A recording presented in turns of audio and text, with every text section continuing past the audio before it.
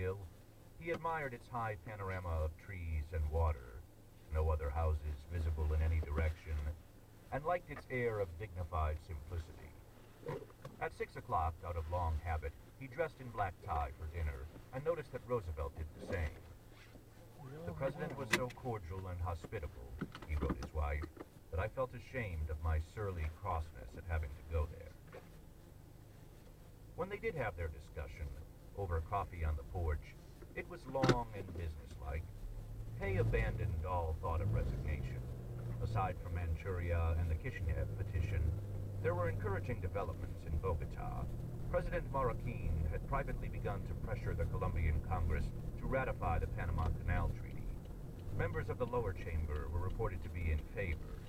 Senate opposition was still stiff, but if Marroquin was as powerful as Beaupre believed, the treaty might yet prevail, and Panamanians withdraw their threat of secession. President and Secretary talked far into the night, while their imagined world ordered itself pleasingly, obediently, beyond the twinkling horizons of Oyster Bay. Hay said goodbye the next morning, then continued south to Washington. His surprise arrival in the broiling city served notice to both Loomis and Roosevelt that he was still boss of the State Department and would monitor all their future communications.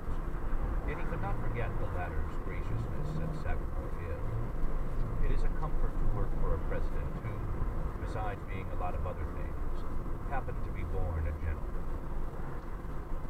On 12 July, a sobering cable arrived from Arthur Beaupre.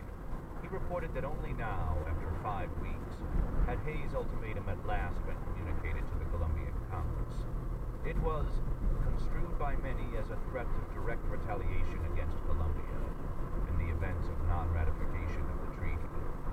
Delegates from the province of Panama were capitalizing on that threat and talking openly of secession.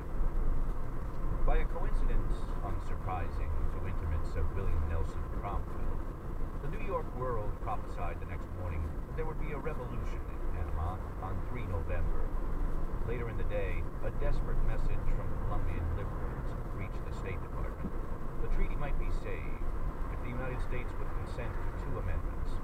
One requiring the Compagnie Nouvelle to pay a $10 million rights transferal fee, and the other increasing the zone's acquisition price from $10 million to $15 million.